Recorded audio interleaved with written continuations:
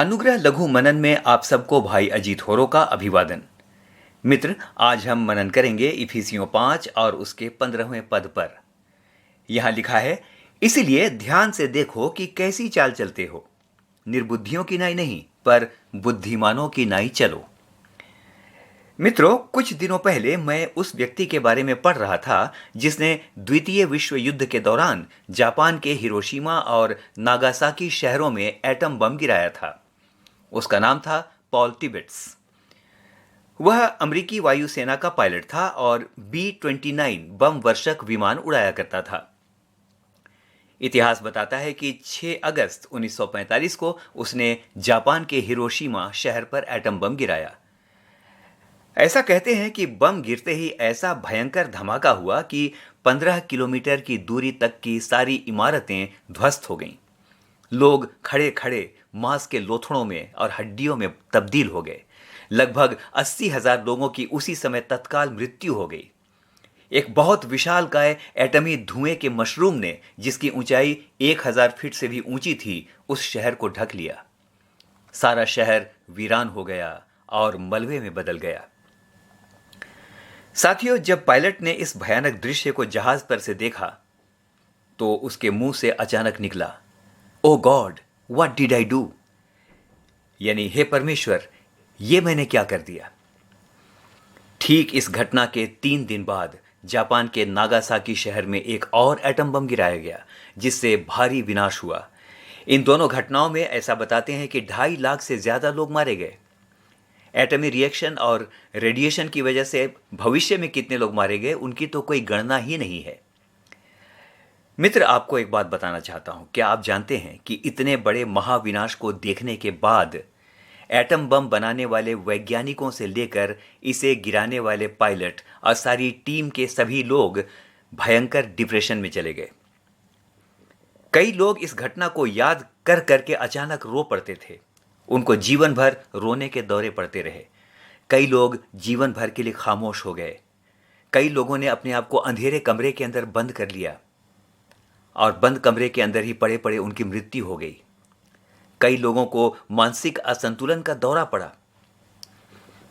एक बात आपको और बताऊं, एटम बम के आविष्कारक ओपेनहाइमर को भी बहुत दुखद समय से गुजरना पड़ा। वो अक्सर इस घटना को याद करके रो पड़ते थे। उनका मन अपराध बोध और ग्लानि से भरा हुआ था। उन्होंने कोशिश की कि भविष्य में परमाणु बम न बनाए जाएं, लेकिन तब तक बात हाथ से बाहर जा चुकी थी। उनकी एक न चली और उन्हें निकाल दिया गया। मित्र, एक बात कहना चाहता हूं। युद्ध के उन्माद में बम गिराने का यह फैसला तो ले लिया गया, लेकिन इसके परिणाम भयंकर हुए और दुनिया हमेशा के लिए हथियारों की होड़ में शामिल हो गई। कुछ बहुत विशेष आपसे कहना चाहता हूं। हम जीवन में चलते तो हैं, लेकिन कई बार सोच समझकर नहीं चलते हैं।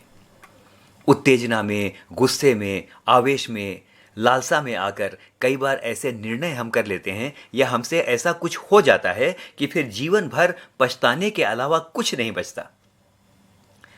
आप कहेंगे, भाई, पश्चाताप करने से बहुत कुछ तो होता है। मैं मानता हूं, बहुत कुछ होता है। कई बार प्रभु माफ कर देता है, लेकिन दुनिया कई बार माफ नहीं करती और कई बार उसके दुष्परिणाम हमें जीवन भर भुगतने पड़ते हैं। घर टूट जाते हैं, संबंध हमेशा के लिए ऐसे खराब हो जाते हैं कि मिट्टी पर भी भेंट नहीं होती, यानी फ्यूनरल पर भी। इब्रानियों 12 उसके 17 में एसाव के बारे में वचन इस प्रकार से लिखता है। एसाव, जो ध्यान के साथ आपको याद होगा, एसाव जो याकूब का भाई था। देखिए कि वचन क्या लिखता है। तुम जानते हो कि एसाव ने आशीष पानी चाही तो अयोग्य गिना गया और आंसू बहा बहा कर खोजने पर भी मन फिराव का अवसर उसे ना मिला। क्या था उसका अपराध? उसका अपराध यह था कि उसने अपने पेट की भूख मिटाने के लिए अपने पहलौठे होने के अधिकार को तुच्छ दाल की एक कटोरी के लिए बेच दिया था। साथियों, वो कोई अकालग्रस्त क्षेत्र में नहीं बैठा था। उसे यह डर नहीं था कि बाद में खाना मिलेगा या नहीं। काश वो थोड़ा सा इंतजार कर लेता, लेकिन उसे इंतजार नहीं हुआ। यहूदा इस्करियोती के केस में भी यही हुआ। पैसों के लालच में आकर उसने यीशु को तो पकड़वा दिया, लेकिन बाद में ना पैसे हाथ लगे, ना जीवन हाथ लगा और ना यीशु उसके हाथ लगा। इसलिए मेरे मित्र, कुछ करने से पहले, कोई भी फैसला करने से पहले बहुत प्रार्थना के साथ तब तक ठहरे रहें जब तक परमेश्वर की शांति आपके मन में गवाही नहीं देती। सबोपदेशक 10 और उसके 1 में लिखा है, मरी हुई मक्खियों के कारण गंधी का तेल सड़ने और बसाने लगता है, और थोड़ी सी मूर्खता बुद्धि और प्रतिष्ठा को घटा देती है।